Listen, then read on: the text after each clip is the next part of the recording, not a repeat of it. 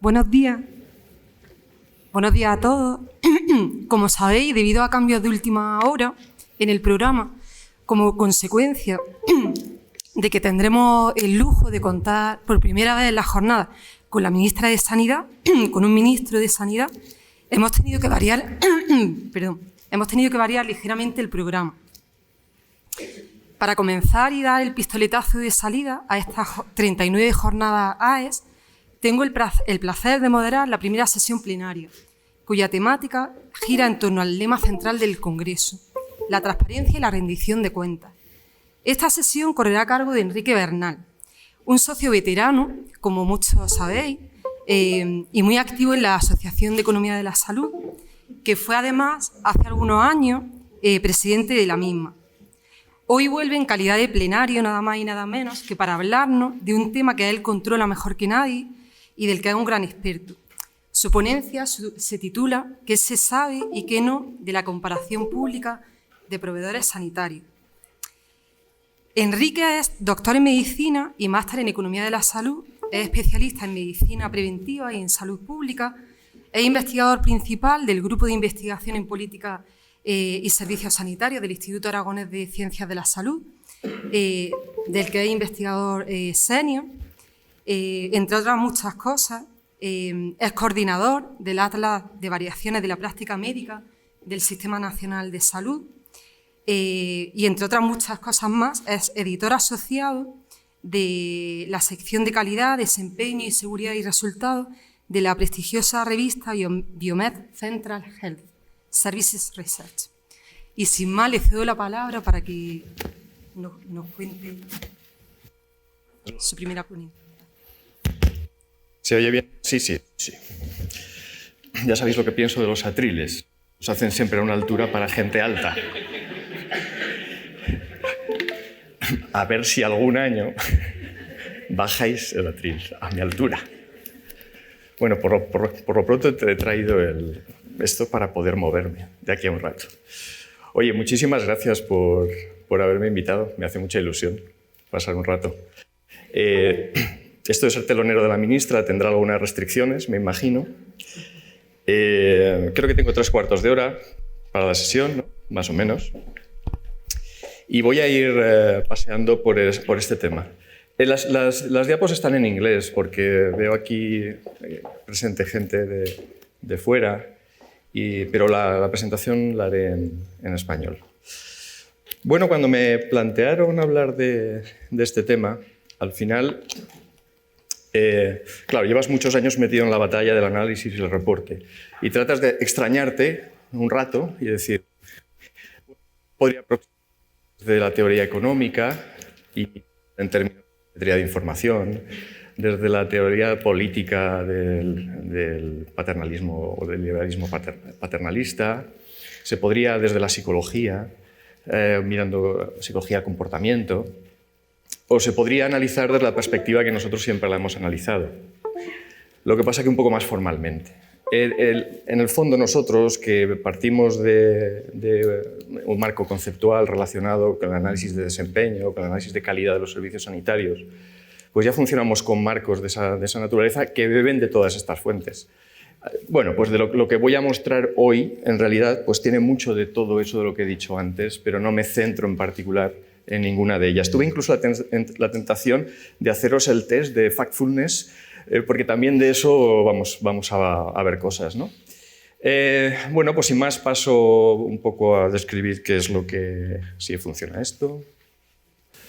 Bueno, pues un poco la idea que tengo es estructurar la cosa en estas cuatro partes. Primero hablar del public reporting, definirlo, todos que tengamos un marco parecido. Después trataré de aportar la evidencia disponible sobre si funciona o no el public reporting. A continuación trabajaremos sobre lo que serían, en el fondo, las menudencias del backstage de la medición. Y para terminar con algunas cuestiones finales de detalle. Empiezo pues con el public reporting. Al final, Esta es una definición de ARC. ARC, a la Agencia Americana de Calidad. Es la que está más empeñada, y sobre todo con el empujón del Obamacare, en hacer que el public reporting sirva para la elección, de forma real. Y está interesado en saber cómo funciona, cuáles son los determinantes de su diseño, etcétera, etcétera. Y una de las primeras cosas que hace es definirlo. Y lo define así, ¿no?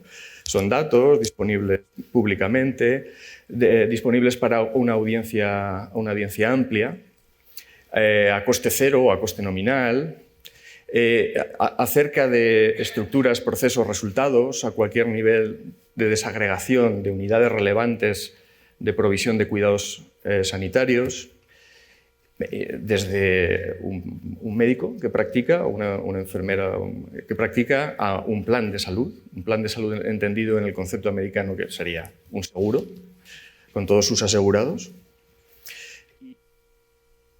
Generalmente, pero no siempre, generalmente conlleva la comparación entre proveedores. Rara vez veréis un ejercicio de public reporting que no lleve comparación, pero puede no llevarlo. Bueno, pues con esta definición nos movemos. Os muestro algunos ejemplos de public reporting que están en el sistema. A nivel nacional o internacional, son fuentes que nutren la una a la otra. Está el Health at a Glance de la OCDE, al que todos los países contribuyen de una u otra manera. Veréis que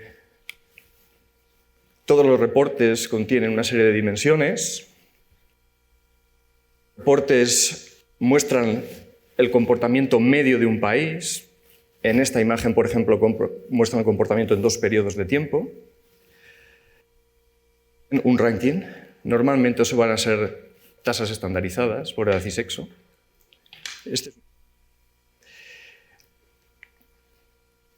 Normalmente están indagando un poco más en unidades de medida más pequeñas, hospitales, y hay un piloto del que muestran en la versión de este año variaciones en la mortalidad por infarto agudo de miocardio por hospital. Son variaciones en las tasas ajustadas de muerte. Tienes otro ejercicio nacional muy complementario al que habéis visto de la OCDE, también con una mirada cuyas unidades de medida son las autonomías, las comunidades autónomas, que también comparte con la OCDE, mira indicadores, determinados determinantes de desempeño. Muestra, como podéis ver a la derecha, información por comunidad autónoma, normalmente esas estandarizadas, no en todos los indicadores, lógicamente. Y muestra alguna imagen, algún gráfico de evolución. Este es un ejercicio clásico de public reporting disponible. Pero si veis los dos, las medidas que nos están aportando son medidas muy generales. Comunidad autónoma. País. Entonces, la capacidad, y va dando señales, la capacidad de que esto impregne la toma de decisiones es lo que hay que poner en cuestión, ¿no? Cuando lo miremos. Pero se realizan de forma sistemática, todos los años se produce información relacionada con todo. Bueno, podemos ir a cosas un poco más finas. Estos copiotas del National Health Service, bueno, no es National Health Service, es Public Health England. Están publicando de manera más o menos sistemática variaciones de práctica que os recordarán relativamente al Atlas nuestro, ¿verdad? Ellos ya tienen unidades de medida más cercanas a la toma de decisiones. Ellos pueden trabajar por commissioning groups o pueden trabajar por áreas, super output áreas, la llaman ellos. Y muestran para un montón de indicadores. Esta es la única, el último Atlas sobre cuidados al final de la vida, cuidados paliativos. Esta es la última que han sacado, lo tenéis disponible en la web de Public Health England.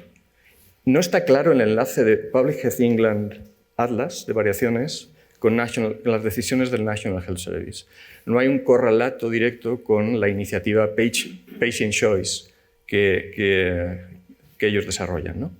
Pero está disponible, yo creo que desde hace unos 7 años van sacando atlas temáticos en este caso. Mira, este es el más genuino de los public reporting, genuino en el sentido de que tiene una orientación específica.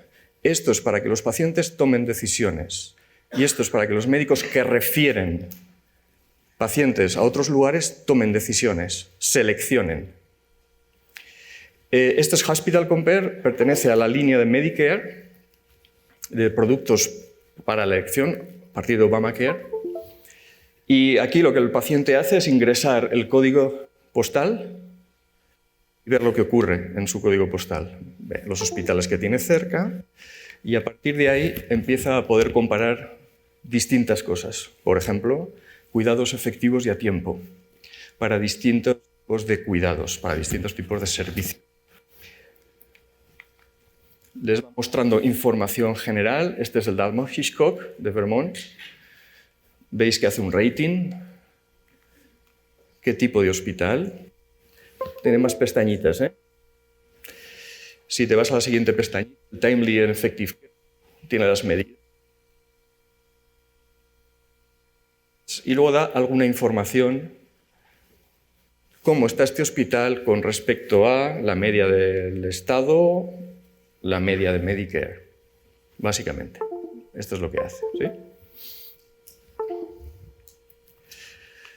En España tenemos dos observatorios, digamos, que trabajan un poco en el public reporting. Y con estos dos ejemplos ya termino. El Observatorio de la Comunidad de Madrid, que nos ofrece también indicadores por hospitales, unidad de medida principal para ellos, no solo. Veréis que ofrece información sobre múltiples indicadores de calidad y procesos y nos las presenta comparando los hospitales para distintas estimadores. Casos altas, tienes observados a esperados y sus intervalos de confianza. Normalmente por debajo lo que hay es una regresión logística para los esperados, ¿vale? Y tenemos la central de resultats también, quizá más conocida, en la que tienes informes, infografías, monografías y resultados y puedes consultarlos en abierto. Aquí lo que veremos será estas supertablas en las que aparecen todos los hospitales para determinado tipo de indicadores, con tablas dinámicas que tú puedes ir seleccionando. Incluso tendrás gráficos que te mostrarán, gráficos interactivos que te mostrarán la comparación con un estándar medio, etc. ¿Vale? Pues este es un poco el juego que se observa en reporting. Obviamente, pues te dejas de lo que está mostrando Asturias, que es más relacionado con... Es muy interesante, la verdad que merece la pena echarle un vistazo. Es más salud comunitaria que análisis del sistema sanitario. Te vas dejando ejemplos, lógicamente. En Andalucía también te encuentras algunos datos un poco desactualizados por hospital. Es decir, la iniciativa está muy extendida. Realmente ha habido una adopción del public reporting, del reporte público de resultados en el país. Y en Europa te vas a encontrar lo mismo, y te lo vas a encontrar lo mismo en Nueva Zelanda y en Australia. O sea, realmente está instalado como una necesidad. En general, y estas son más o menos cosas que se comprueban, ¿este sonidito soy yo todo el rato? No, es que igual sueno.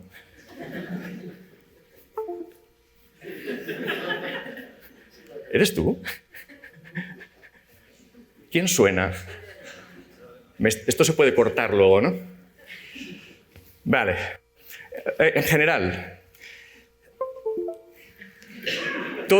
es súper molesto. Yo no sé a vosotros, a mí me está pareciendo una pasada. Tú no eres, ¿no? Mira que si eres tú, yo me entero. Bueno, en general, todas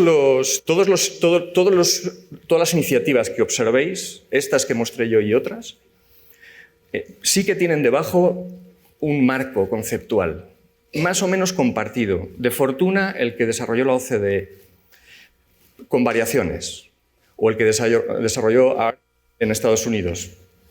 Da igual, hay un marco sobre el que se basan. Otra cosa es que el objetivo declarado por el cual están haciendo esta iniciativa sea más o menos vago, más o menos...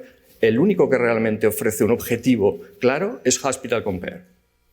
Los demás se mueven en la transparencia, la accountability, yo qué sé, pues el benchmarking. Pero esto no nos dice casi nada. Es decir, objetivo declarado finamente, ya no se atreve a hacer el sonido completo, ¿lo habéis visto? Es curioso que aunque hay un marco conceptual debajo, los indicadores que se miden normalmente tienen una lógica, una teoría que los soporta detrás, tiene una validez de constructo, pero no siempre. No siempre te encuentras que el indicador tenga sentido para tomar decisiones. Seguimos con la estancia media, por ejemplo, como un hecho en sí mismo. El nivel de granularidad que normalmente utilizan es el relevante para los objetivos declarados. Normalmente sí. Pero no para los que se supone, para lo que han desarrollado. Es decir, te puedes quedar en la comunidad autónoma y no descender, cuando sabes que lo que quieres es promover cambios por debajo del nivel de comunidad autónoma. ¿Vale? Siempre, obviamente, lo dije antes, ofrecen un punto de comparación, pero es muy relevante el punto de comparación que ofrecen. A veces es una media. La media de los parecidos puede ser otra opción. O con el 10% peor o el 10% mejor puede ser otra opción. ¿Vale? Observados esperados, otra opción. Es decir, normalmente existe un punto de comparación, pero mirar debajo del punto de comparación es relevante. No siempre la varianza es considerada, es decir, no siempre hay intervalos de confianza. Se da el número, aunque esté ajustado, pero no se ofrece más información, con lo cual no sabes si las diferencias son explicadas o no por efectos relacionados con eventos con azarar, ¿no? Y finalmente, unos utilizan rating, estrellas, colores, semáforos, otros utilizan ranking, ponen uno detrás de otro. ¿Vale? Estas son un poco las comunalidades que he encontrado, he sido capaz, no se dice así en español, ¿verdad? Las cosas en común que he podido encontrar en los distintos sistemas que he consultado. Bien, un poco de tontería con esto. ¿Cuáles serían los mecanismos que hipotéticamente estarían detrás de esta idea de hacer public reporting? De los que teóricamente, de forma explícita o implícita, el que decidió hacerlo tomó en consideración. Y hay dos mecanismos. Esto es un artículo más viejo que para qué, de Berwick. Hay dos mecanismos de funcionamiento: selección o cambio. Es decir, el desempeño nos va a llevar por esos dos caminos distintos y uno alimentará al otro, por cierto. Brevemente, si os fijáis en la parte de Knowledge About Performance, en la parte del camino hacia la selección, lo que nos encontramos es decisores que toman decisiones sobre la selección. Actores del sistema, como son los reguladores, los compradores, los médicos que refieren pacientes a otro lugar, los consumidores, los pacientes. O sea, teóricamente, si tu foco está puesto ahí a la hora de desarrollar tu sistema de public reporting, es porque lo que es que estos actores tomen decisiones de selección. Si tu foco está en los proveedores, en los médicos practicantes, está en los hospitales, si tu foco está ahí, si tu foco está en los equipos de atención, si tu foco es ese, el camino en el que tú estás pensando es el camino de cambiar los procesos y eventualmente los resultados, intermedios o finales. Claro, aquí Berwick propone que esto es la bonomía, el ethos, lo que mueve a esta gente, a los de la derecha, a los del cambio. Deontológicamente nos vemos obligados a que si tenemos conocimiento de que pasa algo con nuestros resultados o nuestros procesos, tenemos que cambiarlos. Pero el ethos, sin buenos incentivos de este lado, sin que sientan el aliento de que puedo quedarme excluido de la financiación, de los incentivos económicos, de tener pacientes de los que me gusta a mí, etcétera, etcétera, sin ese incentivo que viene de conocer el proceso de selección, el ethos se queda apartado. Por tanto, es importante que lo tengamos en cuenta. De esta imagen, las dos ideas. Según a quién quieres atacar, el camino es de selección, el camino es de cambio. Y esto es importante. Esto no viene revelado prácticamente en ningún caso, salvo Hospital Compare. A eso me refería antes. Los objetivos son demasiado vagos. Hay que centrar más el tiro. Centrar más el tiro es esto. Bien.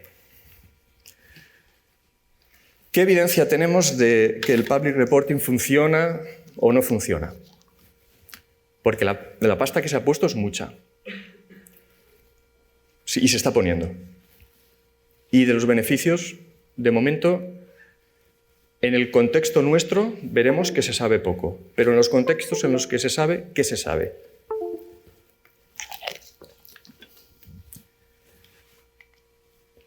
He tomado como referencia tres citas. Hay una revisión sistemática de evidencia grande, otra revisión sistemática de evidencia menos grande pero de más calidad, y luego un artículo específico de Hospital Compare. ¿Vale? Mirad, este primero, fijaos la cantidad, primera cuestión, fijaos la cantidad de citas que se... y pico. Fijaos cuántas se pueden acabar recogiendo para el análisis. Y no es por un tema de hacer un metaanálisis, es por un tema de... La mayor parte es editoriales, artículos de opinión. Inmensa mayoría. De esto se ha hablado mucho. De esto se ha hablado mucho. Se ha hablado tanto y que se ha convencido a la gente que hay que hacerlo. ¿Vale? Pero bueno, se quedan al final los autores, 97. Fijaos que tratando de establecer la política de public reporting para después utilizarlo en choice. Esta es la idea que está detrás. Bueno.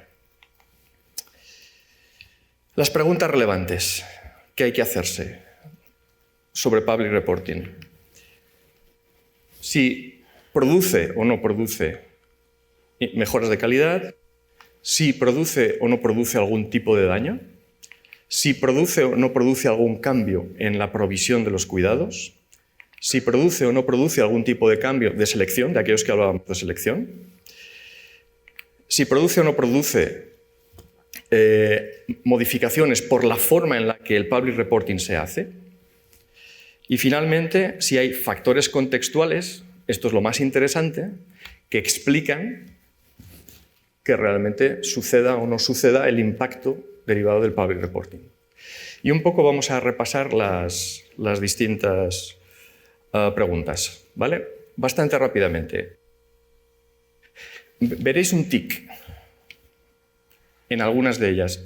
Es alta calidad de la evidencia encontrada. El resto es moderada o baja. ¿De acuerdo? Voy a ello. Reducibilidad, una pequeña disminución puede haberse observado en todos esos artículos analizados. Se observa, eso sí, mejora en los indicadores. Los indicadores mejoran, ¿vale? Pero, ojo, en dependencia de las medidas que estás midiendo. Algunos indicadores sí que se observan la mejoría, pero otros no. Es indicador específico. Esto de manejar tres cosas a la vez y el sonidito. Las pastillas las has traído, ¿verdad? Porque... Y el metrónomo también, gracias. Porque, vamos, me hace sudar esto. Bien. Daños derivados del public reporting. ¿Esto lo has preparado tú, Lola, idea?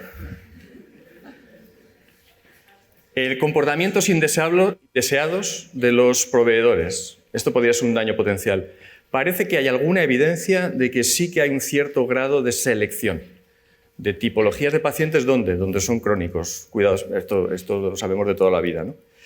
Lo que no parece es que haya evidencia de que los proveedores del sistema, pensad en el sistema americano, desaparezcan por un mal reporte de malo de sus resultados.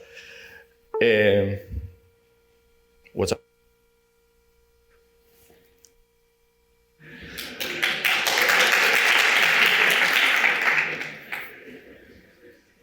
¿Será eso?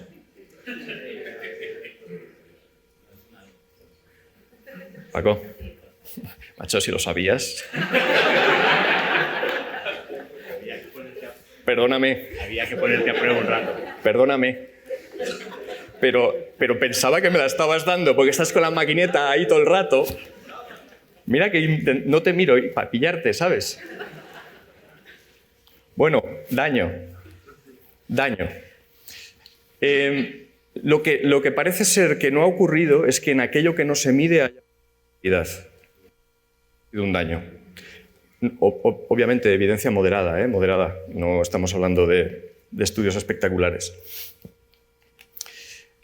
Mirad, sí que parece que en la provisión de cuidados se ha producido, es decir, ese ethos del que antes parece que puede ser que funcione. Hay una evidencia, aunque nuevamente moderada, de que se produce cambio en los procesos de cuidados en el microsistema.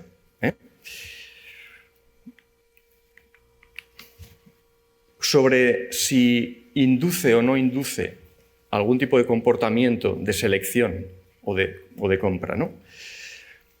Mínimo impacto. Mínimo impacto se ha observado. Evidencia moderada de mínimo impacto. Parece que los patrones de contratación de los prestadores de servicios no se ven apenas influidos tampoco por el public reporting, ¿vale? Factores contextuales bien interesante. Allí donde existe mercado, competición, allí parece ser que tiene más capacidad de influir.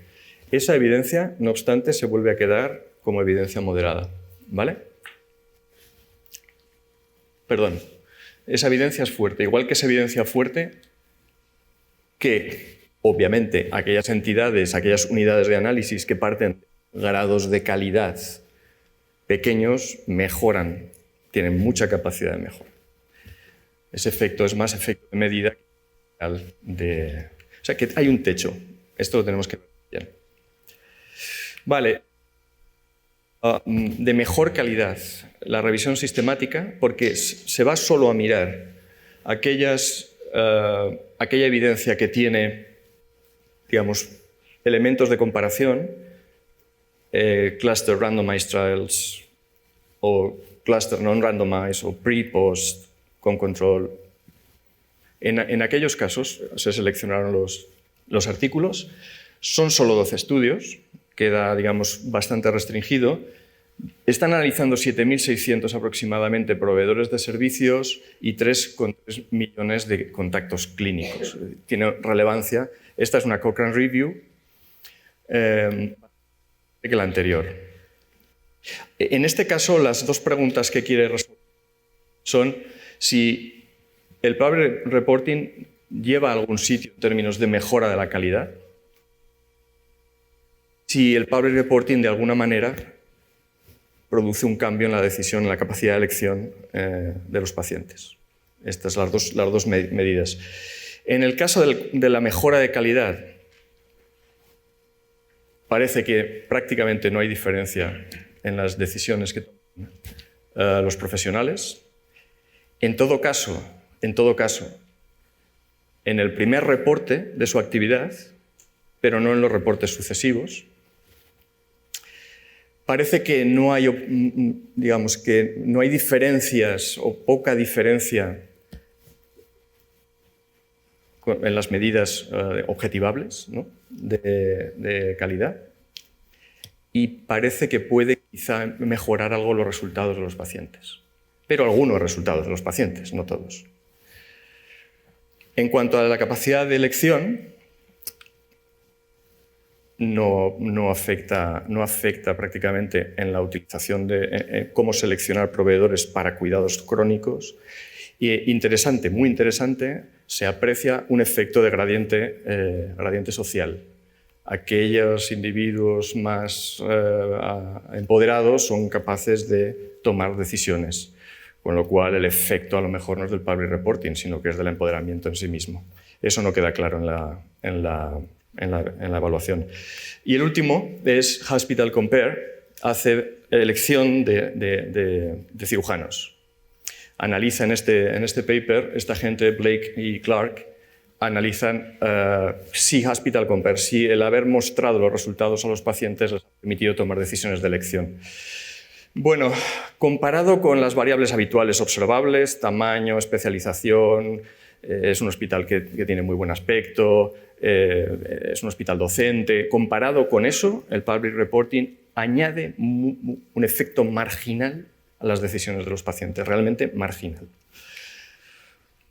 Bueno, en suma, prácticamente, y por término medio, porque obviamente aquí las colas de la distribución son desconocidas, pero por término medio lo que parece ser que existe de evidencia a día de hoy sobre el efecto del Public Reporting en la selección o en el cambio, en la mejora de las decisiones sobre qué proveedor tiene que proveer los servicios y en la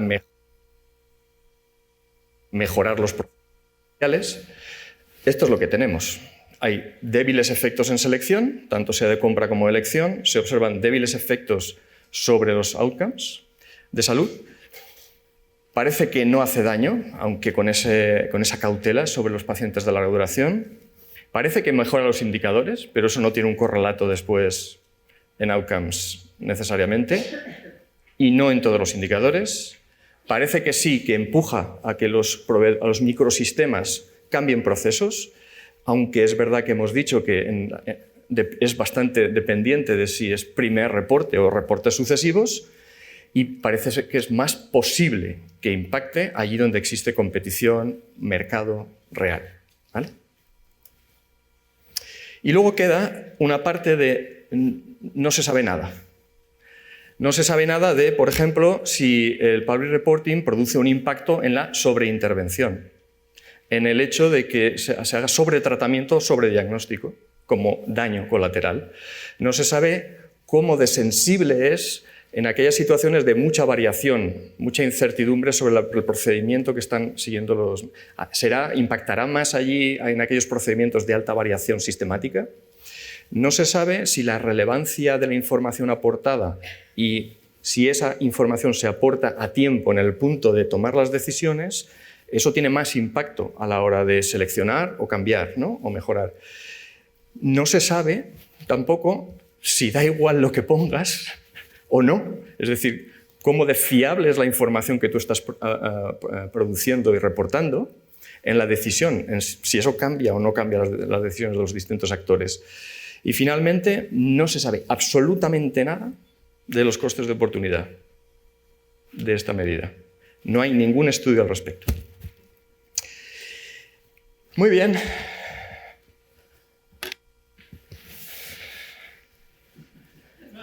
Ya empieza. Ahora sí. Ya sin sonido. Baja la luz.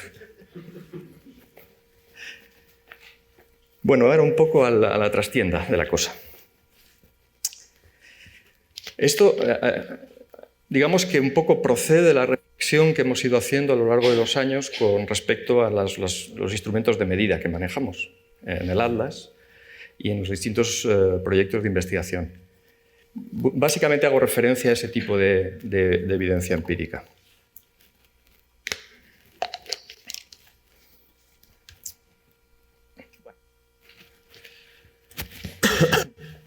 Siempre decimos que hospitales o cualquier otra unidad de provisión lo que tenemos que hacer es que los pacientes no sean distintos. Porque si son distintos, las diferencias que nos encontremos en desempeño pueden ser atribuidas a que los pacientes tienen por debajo distintos problemas de salud o tienen distinta severidad, aunque se trate de los mismos problemas de salud. Es decir, que es necesario el hacer ajuste de los riesgos. Y lo vamos a seguir manteniendo.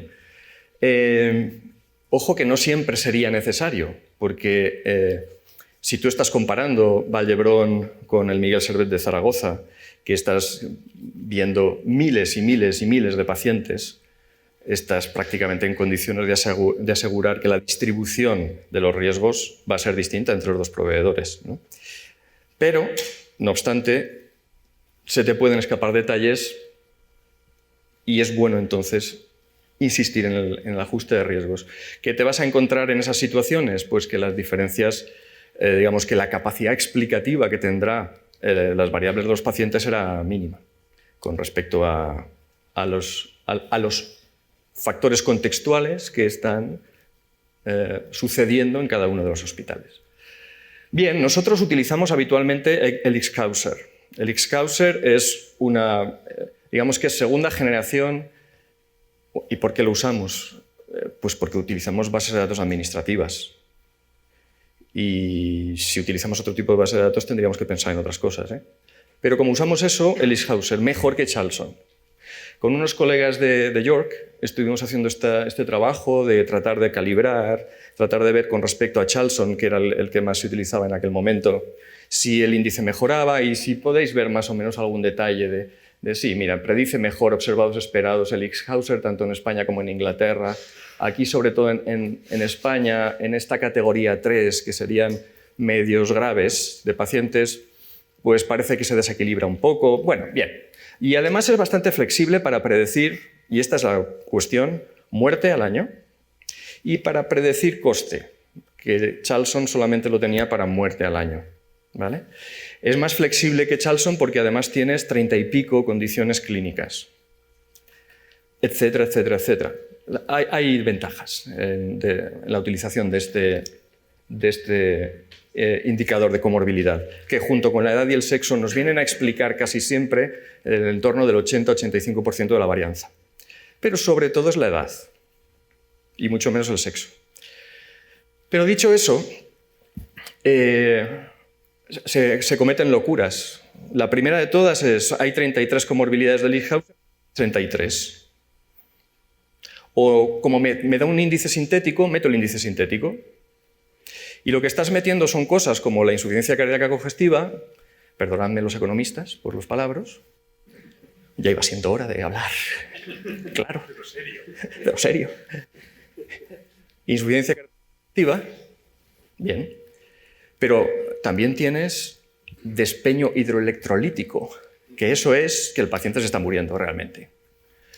Y claro, mezclar estas dos cosas en la misma ecuación cuando uno predetermina tanto el outcome como es este último que os digo,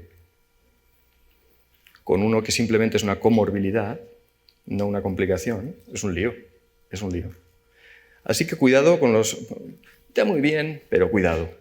Y más cuidado, fijaos, me remonto al 97, es un artículo de Lisa Yesoni, que es la mujer que más trabajó, a la que conocimos en Valencia, bien conocida, que más trabajó el tema de ajustes de riesgos.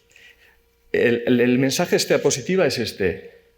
Depende de los datos que tienes y es específico de cada medida que utilices. Hasta el punto que ella se dedicó en el 97 a repasar todos los que estaban de moda, todos los sistemas de ajuste de riesgo. Aquí no está Charlson, no está el X-Causer. Aquí tienes los APR de RGs, por ejemplo, o tienes Disease Staging o Physiology Score, y ya los miro. Y estos numeritos, y señalo dos porque es el rango, es cómo de bien o de mal predicen la muerte, comparados con otro. ¿Vale? Si se va 2 veces más de que ella se propone a sí misma, o 2 veces menos de lo que predice el comparador. Y fijaos que, por ejemplo, este 68% dice que cuando usas Physiology Score, tú estás categorizando a los pacientes como de alta probabilidad de muerte. Cuando utilizas APR-DRG con esos mismos pacientes, también estás prediciendo muerte y fallas en el 68% de los pacientes. Es decir, ajuste de riesgos, sí. Para comparar hospitales, sí. Pero con estas cautelas enormes que os he señalado. Segunda cuestión. Claro, esto en el public reporting que estamos viendo, os adelanto, no es que esté ausente del todo, pero en los más avanzados no se considera. ¿Vale? Mira, esta es una imagen típica de nuestro Atlas, ¿no? El que estamos enseñando los perfiles. Y al mostrar los perfiles, lo que estamos mostrando es una estratificación de hospitales. Estamos segmentando los hospitales por categorías. No vamos a comparar el Vall d'Hebron con el Hospital de Barbastro. Bueno, pues hacemos una pequeña segmentación. Esto está bien, porque digamos que estamos tratando de comparar los comparables, ¿no? Y lo puedes hacer de muchas maneras. Puedes coger la mediana de complejidad de los pacientes, puedes decir, bueno, pues qué volumen tiene, tal. Ninguno es perfecto, pero pensadlo siempre que hagáis comparaciones entre proveedores, claro.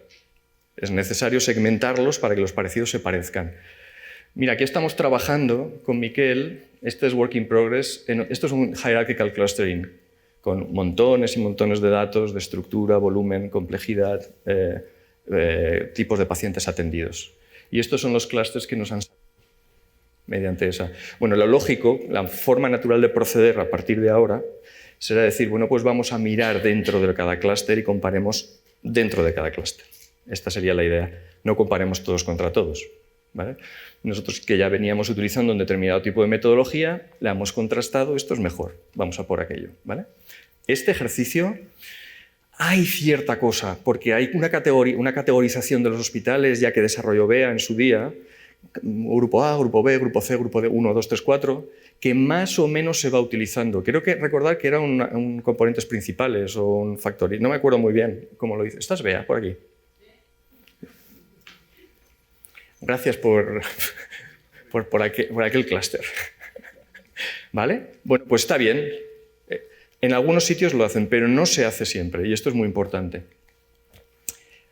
Cautela, como siempre. A ver, tendemos a pensar que los hospitales o que las unidades de provisión funcionan de forma independiente. Esta es una asunción que se hace en origen. De hecho, cuando estás haciendo cualquier análisis, cualquier regresión o cualquier análisis geográfico, disease mapping típico, para representar, por ejemplo, aquí en Dinamarca, que representábamos hospitalizaciones potencialmente evitables, esto es una utilization ratio, esto es un observados a esperados, que podía salir de una estandarización indirecta o podía salir de una regresión, da igual, con la asunción de que las unidades son independientes. Las unidades no son independientes. Todos sabemos que los residentes que han estado trabajando en este hospital y se han movido a ese otro hospital se llevan la práctica consigo mismos y adoptan la práctica. Depende para otras cosas. Pero no funcionan de forma independiente en la realidad. Igual que de las áreas sanitarias, como se demuestra en este gráfico, lo vemos que los vecinos geográficamente están influyendo en lo que está sucediendo dentro del área. Y esto se expresa, por ejemplo, con esta fracción de variación, que significa que el 65% de lo que sucede en el área está correlacionado con lo que sucede en las áreas vecinas. Y hay una parte de la variación que solo sucede en tu área. Es decir, esto siempre lo tenemos que tener en cuenta, que no son independientes y estamos utilizando estadísticas que asumen la independencia. Por tanto, esto hay que mirarlo bien despacio también. Implicaciones. Hombre, el mero reporte igual no es relevante, pero cuando empecemos a proponer la atribución de responsabilidad a uno u otro proveedor, debemos reconocer que hay dependencia entre ellos. Y por tanto, debemos analizar esto desde otra perspectiva. Empezar a trabajar más con, digamos, modelos que permiten, por ejemplo, romper el efecto de la no independencia, ¿no? Riesgos compartidos puede ser una opción. Hacer agregados. En este caso hicimos agregados. Eran áreas más pequeñas, las hicimos más grandes y así rompimos de mala atribución. Otro asunto, modelización apropiada, digamos. Claro, estamos bastante acostumbrados a pensar en términos de regresión logística o regresión lineal que nos ofrece una línea de tendencia y puede tener interés, todo el interés del mundo para decir la probabilidad de que los pacientes mueran por el efecto conjunto del sistema sanitario, de los hospitales del sistema sanitario y atribuirle una beta a cada uno de esos hospitales y decir, pues, es decir, hacer la inferencia sobre los individuos finales. Está bien utilizar modelos más sofisticados porque por debajo hay un efecto de dato de clúster y entonces tienes que corregir un modelo generalizado lineal, le tendrás que poner una restricción. Vale. Pero es que en realidad, en lo que nosotros manejamos, tenemos pacientes que están jerárquicamente atendidos dentro de un sistema que se llama hospital o centro de salud. El centro de salud está jerárquicamente embebido en un área sanitaria y el área sanitaria en una comunidad autónoma. Los datos son jerárquicos. Y entonces, lo que nos vamos a encontrar realmente es esto. Esta es la misma imagen, ¿la veis? Pero nos vamos a encontrar que hay 5 proveedores y corremos el riesgo de hacer una estimación completamente inapropiada. Eso en términos matemáticos. En términos de la interpretación es mucho más relevante. Lo que nos interesa, cuando estamos haciendo public reporting de desempeño, no es hacer la inferencia sobre la población, no es la media poblacional. Lo que nos hace es hacer las inferencias, causales o no, hacer las inferencias sobre los proveedores. Por tanto, hay que utilizar métodos multinivel. Esta es un poco la movida. Es decir, en eso los métodos multinivel, para ese tipo de uso, superan a los métodos no multinivel. Pero con una más. Aquí tendríamos un multinivel típico, ¿no? A cada uno de los hospitales le estamos dando su propia vida, aunque fijaos que tienen todas las pendientes son iguales, con una gran media central contra la que se compararán todos, etcétera, lo que queráis. Pero es que además sucede que distintos tipos de pacientes pueden producir distintas pendientes para el outcome. Por ejemplo, cuando tú estás analizando pacientes con infarto, esta es una imagen bastante reciente, esto es mortalidad a 30 días, observados a esperados, ¿vale? Esta rating de semáforo. ¿Vale? Esto es para todos los pacientes, pero si tú los desglosas generales con infarto y pacientes que además tienen fallo cardíaco congestivo, ¿cómo se comportarán los hospitales? Igual. Es decir, habrá una gran correlación entre los residuos para el paciente medio y los residuos para el paciente con infarto. Con insuficiencia cardíaca congestiva. Pues esta es la imagen, veis que no hay ninguna correlación. Es decir, es relevante pensar no solamente en utilizar método multinivel, sino valorar la necesidad. Reportar el desempeño de un hospital no te vale reportar el desempeño para el paciente medio. A lo mejor para determinado tipo de indicador tienes que reportar también para el paciente específico, más frágil. Porque los comportamientos, como veis en la gráfica, van a ser distintos. ¿Vale? Otro tema es el tiempo. El desempeño es un tema tiempo dependiente y normalmente no lo capturamos bien. Normalmente hacemos cortes, class, tiempo 1, tiempo 2, tiempo 3. Es necesario modelizar por debajo el tiempo. ¿Qué es necesario modelizar? Bueno, y modelizarlo como si fuese una función o modelizarlo dándole libertad de movimiento a cada uno de los proveedores que representan estas esferitas. ¿Vale? Aquí existe una interacción con el tiempo, aquí no. Y eso nos permite, por ejemplo, cuando estamos reportando los efectos de utilización, por ejemplo, de angioplastia o de utilización por reagudizaciones de EPOC, nos permite ver comportamientos distintos completamente a lo largo de los años para cada comunidad autónoma. ¿Vale? O nos permite encontrar efectos estacionales o shocks o tendencias medias. Esto es un trabajo que estamos haciendo con Jaime para detectar qué pasa aquí en este cambio en la mortalidad por ictus en España. Brutal, ese shock.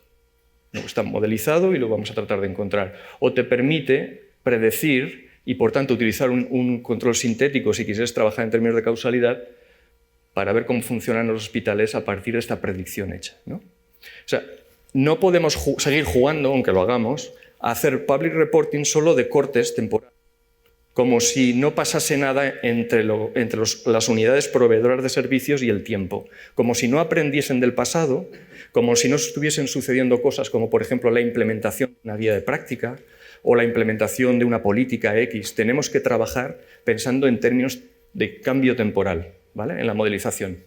Claro, hacer reporting desde aquí al gran público se complejiza, pero es relevante el pensarlo así. Y temas de precisión. Mirad, esto es mapa por zona básica de salud, 2.200 zonas básicas de salud, tasas estandarizadas. Esto es complicaciones agudas de la diabetes. Pero la probabilidad de que la observación sea cierta, análisis bayesiano, Besac-Yogi-Mollier, aquí. Veis que es distinta, ¿no? Veis que solamente hay algunas marcadas en fucsias, tonos fucsias y otras en tonos marrones. Esas son las que o por encima o por debajo son probablemente, estén sufriendo probablemente más o menos hospitalizaciones evitables. O esta, por ejemplo, en la que lo que estamos viendo es, mirad, sigue siendo mortalidad. Esta mortalidad, ¿de dónde nos viene? Nos viene de los rojitos, los veis aquí arriba, los verdecitos los veis aquí, los naranjitas aquí, ¿no? Le estamos dando intervalos de precisión a esto y los cambiamos con el volumen. Si no tuviésemos esta forma de funnel, estaríamos castigando mucho más a las zonas con pocos casos. No vale con hacer solamente un intervalo de confianza, hay que hacer un intervalo de confianza de este tipo y además utilizar false discovery rates, que es descartar los falsos positivos, hacer un ajuste que propuso Spiegelhalter. Un apunte sobre benchmarking. Mirad, normalmente, lo hemos visto, normalmente se tira hacia una media, puede ser hacia un percentil, pero pensemos en términos aspiracionales, porque nos gusta compararnos con nosotros mismos. Y entonces este mapa por bypass en España en 2008 sale de aquí, y esta media de comparación que sale de una regresión multinivel, está hecha con los hospitales españoles. Mirad, 5% de muerte. Compárate con los hospitales ingleses y verás lo que pasa. Estos son los hospitales ingleses. Aquí estás feliz, como una perdiz, cuando los ingleses tienen, de media, 3 veces menos de riesgo de muerte tras bypass que tú. Entonces, el benchmarking y el public reporting del benchmarking, yo creo que no debe hacerse con nosotros mismos. Tienes que buscar que sea aspirado. Nosotros tenemos la ventaja, al trabajar con todos los proveedores del país, de buscar compararnos contra ellos. La idea es compararte contra el mejor, en definitiva. Final remarks. Atentos a la pantalla. No perdáis ripio ahora.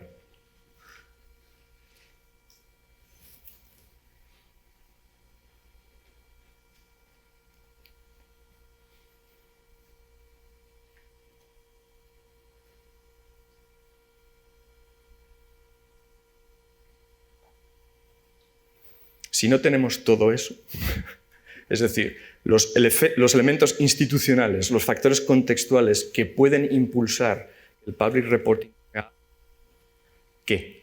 Esta es la cuestión. Y no tenemos grandes evidencias en España para poder responder esta pregunta. Pero, tenemos un diff and diff. Ya sabéis que con los diff and diff resolvemos los problemas, ¿no? Mirad, esto es cuando Aquas hace públicos los datos. Es para ti esto, Miana. Para que luego vayas a tu jefe y le diga que sí que vale lo que hago, que sí que vale.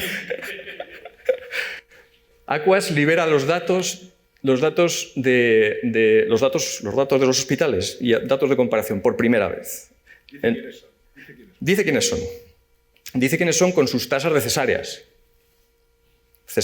Tasas de cesáreas. Montado un control sintético con el payo Miquel. ¿Dónde estás, Miquel? Miquel, allá. Gracias, Miquel. Nos ponemos a pensar, ¿y ha tenido algún efecto esta liberación de las dades obertes del 2009, 2011? Y es lo que colocamos aquí, ¿vale? Fijaos que antes sucede la publicación de la Estrategia Nacional del Parto Normal, ¿vale? Bueno, pues bien, van más o menos en paralelo, condición necesaria para el diff and diff, ¿correcto? Ruth, ¿es correcto? Es correcto. Mirad que la publicación de la Estrategia Nacional, ya un pequeño shock en Cataluña, están ahí inquietos, también un pequeñísimo shock en el control sintético, el resto del país, ¿vale? Pero es en el momento de la liberación de los datos cuando se produce el despeño. Y el resto va a su aire, ¿no? Sigue a su aire. Bueno, más allá de pensar en términos de cuáles pueden ser las explicaciones alternativas de esto, nos encontramos que el average treatment effect in the treated, nos sale que guay, nos sale que ha funcionado. Eso sí, bueno, ese intervalo de confianza es muy grande, ¿no? Incluso quitando los outliers. Por debajo, cuando miras los subgrupos de hospitales, te ves que los que han pegado más bajón en el shock son los hospitales privados. ¿Vale? Estamos trabajando más en ello, ya les contaremos. Pero a mí me sorprende, más allá de que esta es la última diapositiva, y os agradezco mucho a todos, que no dándose ninguna condición se produzcan este tipo de efectos. No encontramos de momento explicaciones alternativas, alguna habrá. Estamos hablando de 2010 en adelante. Alguna habrá, pero que haya sucedido allí y que no haya sucedido en el resto del país. Por ejemplo, recortes presupuestarios, el shock es antes en otros sitios que en Cataluña, pero en Cataluña no es mucho más profundo que en el resto y se recupera más o menos a la vez. En fin. Guillem está proponiendo una hipótesis alternativa. El procés. No lo quería decir yo. Bueno, pues muchísimas gracias. Creo que la ministra está llegando y no sé si tenemos alguna pregunta.